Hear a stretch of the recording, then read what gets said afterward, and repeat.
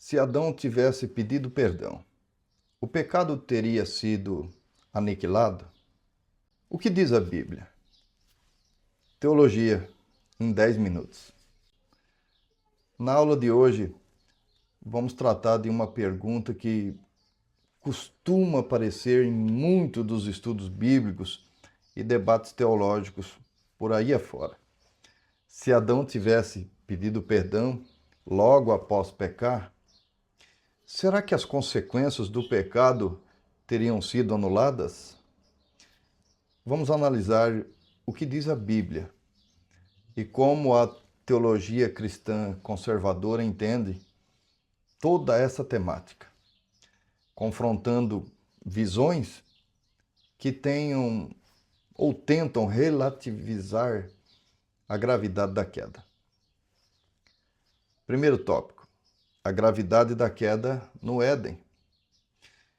Para começarmos, precisamos entender que o pecado de Adão não foi apenas um erro moral comum, não, mas foi um ato de rebelião que afetou absolutamente toda a humanidade. A Bíblia diz em Romanos 5,12: por só um homem entrou o pecado no mundo, e pelo pecado a morte. Ou seja, o pecado de Adão teve consequências corporativas e universais. Ele não pecou apenas por si mesmo, mas como cabeça representativo de toda a raça humana. Vamos enfatizar esse princípio. É chamado, na língua da teologia, de solidariedade federal. Torna-se impossível que um simples pedido humano de perdão, meu irmão e minha irmã, anulasse todas as dimensões cósmicas da queda. Segundo, Adão poderia simplesmente pedir perdão e tudo voltaria ao normal? Segundo a doutrina bíblica, a resposta é não. Por quê? Primeiro, porque Deus havia estabelecido uma ordem clara, expressa, em Gênesis 2,17. Diz assim ali: no dia em que dela comeres, certamente morrerá, dizia o Senhor, do fruto da árvore. Essa sentença não dependia de uma ação posterior de arrependimento, mas era uma consequência direta, judicial e irrevogável deste ato. Segundo, porque a Bíblia mostra que o perdão de pecados exige derramamento de sangue, algo que Adão, óbvio, claro, como pecador, não poderia promover por si mesmo. O escritor aos Hebreus, no capítulo 9, versículo 22, diz: sem derramamento de sangue não há remissão. Logo, ainda que Adão tivesse chorado, se arrependido, pedido perdão e mudado de atitude, isso não teria o poder de reverter a condenação espiritual. Essa condenação que já havia recaído sobre toda a humanidade por causa do seu pecado. A salvação não poderia vir de um pecador, somente de um redentor perfeito. Terceiro tópico: a solução divina já estava planejada antes da queda. Uma verdade central da verdadeira teologia é que Deus não foi pego de surpresa pela queda. Em Apocalipse 13:8, nós podemos ler que Cristo é chamado ali de o Cordeiro que foi morto desde a fundação do mundo. Isso significa que o plano de redenção não dependia de decisão de Adão em se arrepender ou não, mas da graça soberana de Deus, que providenciou um Salvador antes que o próprio mundo viesse a existir. Se Adão pudesse resolver o problema por si mesmo, Então Cristo não precisaria ter vindo. A cruz seria desnecessária. A salvação seria possível pelas obras humanas. Isso entra em conflito, meu irmão, conflito direto, ou para quem defende essa teologia, isso entra em conflito direto com os evangelhos bíblicos. Quarto, o que os verdadeiros cristãos afirmam? O pecado de Adão produziu culpa e corrupção herdada. Romanos 5, 18, 19. 1 Coríntios 15, 22.